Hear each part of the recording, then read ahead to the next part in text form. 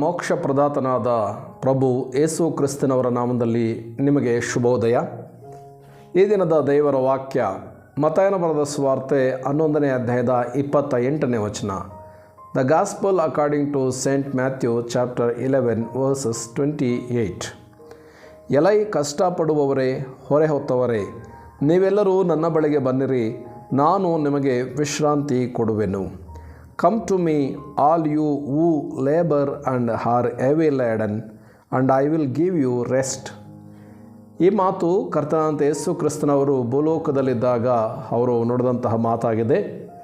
ಇಲ್ಲಿ ಆತನು ಕಷ್ಟಪಡುತ್ತಿರುವಂಥವರನ್ನು, ಹೊರೆ ಹೊತ್ತಿರ್ತಕ್ಕಂಥವರನ್ನು ತನ್ನ ಬಳಿಗೆ ಕರೀತಾ ಇದ್ದಾನೆ ಮತ್ತು ತಾನು ವಿಶ್ರಾಂತಿಯನ್ನು ಅವರಿಗೆ ಕೊಡುತ್ತೇನೆ ಎಂಬುದಾಗಿ ಕೂಡ ಹೇಳುತ್ತಾ ಇದ್ದಾನೆ.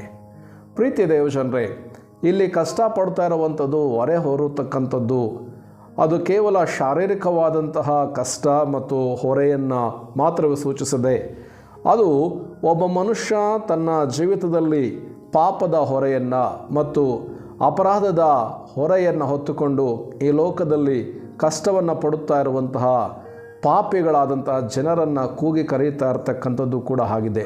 ಆದ್ದರಿಂದ ಇವತ್ತು ಕರ್ತನಾದ ಯೇಸು ಕ್ರಿಸ್ತನ ಕರೆಯನ್ನು ಹೋಗೊಟ್ಟು ಆತನ ಬಳಿಗೆ ಬರತಕ್ಕಂತಹ ಜನರಿಗೆ ಆತನು ಶಾರೀರಿಕವಾದಂಥ ಸೌಖ್ಯವನ್ನು ಮತ್ತು ವಿಶ್ರಾಂತಿಯನ್ನು ಕೊಡುವುದರ ಜೊತೆಗೆ ಆತನು ಈ ಭೂಲೋಕದಲ್ಲಿ ತಮ್ಮ ಆತ್ಮಗಳಿಗೆ ಸೌಖ್ಯವನ್ನು, ಈ ಭೂಲೋಕದಲ್ಲಿ ತಮ್ಮ ಆತ್ಮಗಳಿಗೆ ಆತನು ವಿಶ್ರಾಂತಿಯನ್ನು ಕೊಡುವಂಥವನು ಆಗಿದ್ದಾನೆ ಎಂಬುದಾಗಿ ಕೂಡ ಇಲ್ಲಿ ದೇವರ ವಾಕ್ಯ ಹೇಳ್ತಾ ಇದೆ. ಹಾಗಾದರೆ ಈ ಮಾತುಗಳನ್ನು ಕೇಳಿಸ್ಕೊಳ್ತಾ ಇರ್ತಕ್ಕಂಥ ಪ್ರೀತಿಯ ಸಹೋದರನೇ, ಸಹೋದರಿ, ನಿನ್ನ ಜೀವಿತದಲ್ಲಿ ಕಷ್ಟವನ್ನು ಪಟ್ಟು ನೀನು ಹೊರೆಯನ್ನು ಹೊರುತ್ತಾ ನೀನು ಬಳಲಿ ಬೆಂಡಾಗಿರುವುದಾದರೆ ಆ ಪ್ರಭು ಯೇಸು ಕ್ರಿಸ್ತರ ಬಳಿಗೆ ನೀನು ಬರಬೇಕೆಂಬುದಾಗಿ ಈ ಮೂಲಕ ನಿಮ್ಮಲ್ಲಿ ಕೇಳ್ಕೊಳ್ತಾ ಇದ್ದೇನೆ.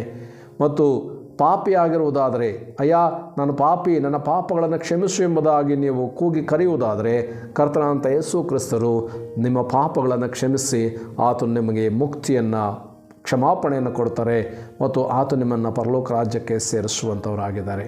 ಆ ರೀತಿಯ ಮಾಡಲಿಕ್ಕೆ ದೇವರು ನಮಗೆ ಸಹಾಯ ಮಾಡಲಿ. ಕರ್ತನ ವಾಕ್ಯಗಳ ಮೂಲಕ ನಮ್ಮನ್ನು ಆಶೀರ್ವಾದ ಮಾಡಲಿ. God bless you. Have a nice day.